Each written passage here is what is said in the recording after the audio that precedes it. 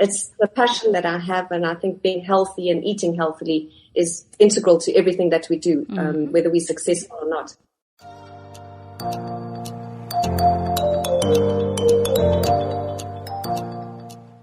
Hello and welcome to the guest segment on Africa Business Radio. My name is Chukunonso Modi.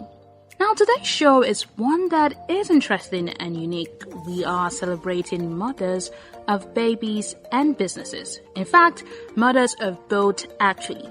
Now, while there are many significant differences between raising a child and being an entrepreneur, the qualities we celebrate in mothers, that's nurturing, selflessness, wisdom, are qualities we should develop in business to the benefit of all.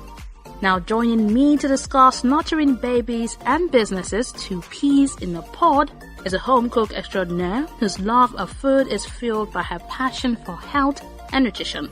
She is a qualified Pilates instructor and successful business entrepreneur. She is Chantal Lascaris. Welcome, Chantal. It's a pleasure to have you here.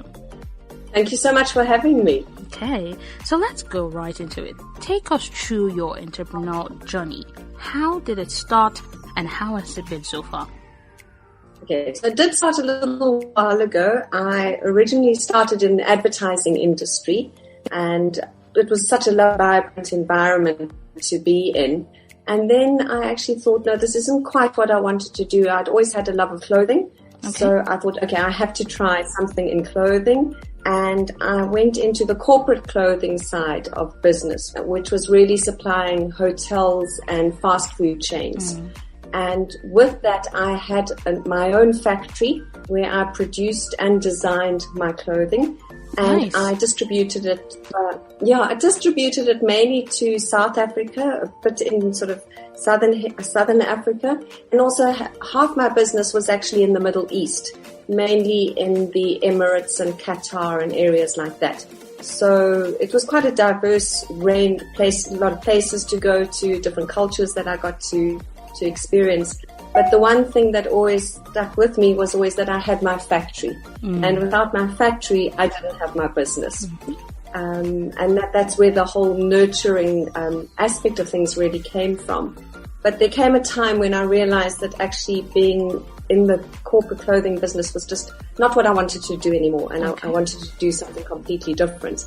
And I sold that business and I became a Pilates instructor. And that's where my love of health and my fascination with health really came from. And that led me on to writing cookbooks, which is completely different to having a corporate clothing company. Yes, it is. But it's the passion that I have, and I think being healthy and eating healthily is integral to everything that we do, whether we're successful or not. So that's currently what I'm doing now. Amazing. Interesting that you moved from that aspect that was a whole lot different from what you're doing now. Amazing. Now let's go to the piece you wrote that caught my attention. Now, most people will say there is a significant difference between raising a child and an entrepreneur. In fact, most people would not put both in a context, but you wrote a piece that showed that they're both the same. There's similarities in both of them. So please, what are these similarities? Okay. Well, it actually stemmed from the fact that I actually don't have children myself. But I always said that my business was my baby. Okay. And that was my mantra. My business was my baby. And I treated it as that. And I think that's where the whole concept of you can bring your mothering instincts or your nurturing into your business. Okay. And I did that. I actually employed my own mother. She worked in my business, and I employed a lot of mother and daughter teams. So there was definitely a sense of having a professional family. And that's what I would work on when we were in times of conflict. I would say, we must see this as a family together, and we must realize that there's the big bad world out there. We can't be fighting amongst ourselves when we've got to worry about what's happening outside. So often, even though I wasn't a real mom, I felt like I was a mom to my business and to my staff. And that's where I realized that so much of those instincts of being a mother can actually be translated into running a business, which is completely different to the way, historically that people have always thought of running a business. Yes. It's always had to be hard and fast and mean. And I don't believe that you have to be like that. And I think I proved that in my own business. I mean, it's an interesting concept, employing both mother and daughter. So it's not a business anymore. It's more of like a family. So it's an extension of your home. That's what you're saying now. Correct. And also, but then you also have to be careful that there's a fine line, that they don't bring all the home issues into the work environment, but that they know that they're feeling safe within that work environment. Yes. And, I think often like some of the things that are so important is to create a space where your staff feel safe and they feel where they can actually voice their opinions.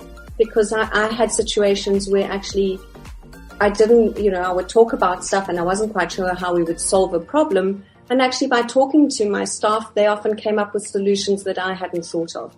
So, our businesses, in our business, most business, whether it's a service business or you're making a product, your people are your biggest asset. And we mustn't forget that. I think that's very important. Yes. Your people are the biggest asset. Yes, I agree with you. But, in traditional way of employment, most employers don't really establish that bond with their employees. And now bringing it to your piece, when you say nurturing a child, nurturing your business, I feel like the employees are also like your children. So you have to create that sense. But then we don't see that in today's business. I think if you see certain big businesses, and I think a lot of new businesses that are showing that, if you think of the likes of Google and Amazon and how they are approaching things a little differently. There's even a bank here in South Africa called Investec. They're driven by output. Okay. So it's not a matter of you came in late today and you're leaving early. They don't worry about that. They just worry about what your output is. And that you are judged on your output and not how much time you've actually spent at your desk. And I think it's that forward thinking that will make businesses succeed going forward. I think it's the new way forward. Google, for example, actually have huge, they give their staff a lot of latitude. And I think that's also important. And it's a new way of thinking. Amazing. Okay, so let's talk about the skills that businesses need, skills that are commonly attributed to as being ideal for motherhood. What are the skills that businesses should adopt? I think one of the things that you have to do in business a lot of the times is you have to juggle a lot of things. And I think as a mom, you have to do the same. Yes. You have to wear many hats. And also if you're starting a business, I started my businesses from scratch. So I didn't come into a business. So especially when you're starting something, you have to wear many hats. You have to be the driver and the PR person and the finance person. So it's like being a mom. You have to wear many hats. So you're juggling things all the time. The other thing is, like, as we've mentioned before, is about the caring side of things and actually really caring about your employees. Yeah. And the other thing I felt is that you need to listen to your gut feeling. As a mom, when you look at your child, if your daughter's not feeling well, and there's subtleties there. And it's the same in business. You need to listen to what your stomach says. They say that your second brain is actually in your tummy, and that's because there are a lot of neurons actually in your stomach. Yes, I think you need to have a gut feeling and listen to it. And then the other thing I think that's important is to, what I say, don't sweat the small stuff. Don't worry about every last little thing. When your son falls and scrapes his leg, you just kind of brush it off and you say, oh, don't worry, you'll be fine. And I think sometimes in business we need to do that. We get caught up in the small things that actually really don't matter and aren't going to help our businesses grow. And we need to differentiate between the two. Amazing. I like the fact that you spoke about not sweating the small stuff. I feel most people take too much time thinking about the small stuff. They eventually ignore the ones that, they should focus on. Now, you've spoken about the skills, and we want businesses to tap into it. So how can they invest in the development of the skills? Should it just end with the employer, or they should also spread it through their employees as well? Well, I think it, if it comes from the top down, often from the employer, then that culture will be spread amongst the employees. Okay. So I think it's also important for you to actually tell your staff that this is the way you like to do things, and you need to lead by example. Okay. I think that's very important. You can't be saying we have a culture like this and you go and do something completely different. So you need to practice what you preach. That's also very important. Okay, interesting. So now with the skills that we've mentioned, I want you to emphasize on how important they are, because I feel businesses need to know about the skills. I mean, it has worked for you and it is still working for you. So it should spread across. So how important is it for businesses not to, employers not to treat their business as or should I say the employees as just, come and work for me and make sure my business grows, but rather they should treat the whole business as a whole as if you're raising a child? I think you've got to realize that your business is your family. And if you are not going to look after your family, they're not going to look after you. So you need to get that, you need to allow them to be in a safe place where they can perform at their best. And, maybe in different environments it has to be done slightly differently. There's a lovely story about a dog food company called Pedigree. Okay. And one of the things they have is that if you have to love dogs because it's all about dog food. And you are encouraged to bring your dog to work. Okay.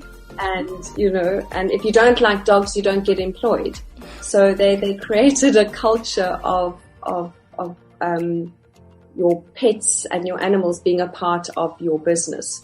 So I think as employers, we really have to realize that our employees are so important, and they are, in a way, they carry our brand, whether it's a product or a service. So you don't think that I've got this pen and this is my product and it doesn't matter what happens. Your people have to be as passionate about selling this brand or making this brand. I mean, the lowliest person in your business or in your factory has to feel like they are just as important as the MD, so that they can buy into the concept of this is a family, and as a family together, we're going to promote something. Amazing. Thank you so much. I mean, this has really opened a lot, and honestly I would say I like the comparison between nurturing a child and nurturing a business as well. So with this there's really I won't say there is a difference, I rather see the similarity. That's why I say two peas in a pod. So like you said, you started from scratch, so your business is already your baby. So also a mother who's nurturing her child, and she would definitely not want her child to get hurt or be in harm's way. So thank you so much for coming on the show and for sharing this with us. It's a pleasure. Thank you so much for having me. All right. Okay, that was Chantal Lascaris, a qualified Pilates instructor and successful business entrepreneur. Stay tuned for more.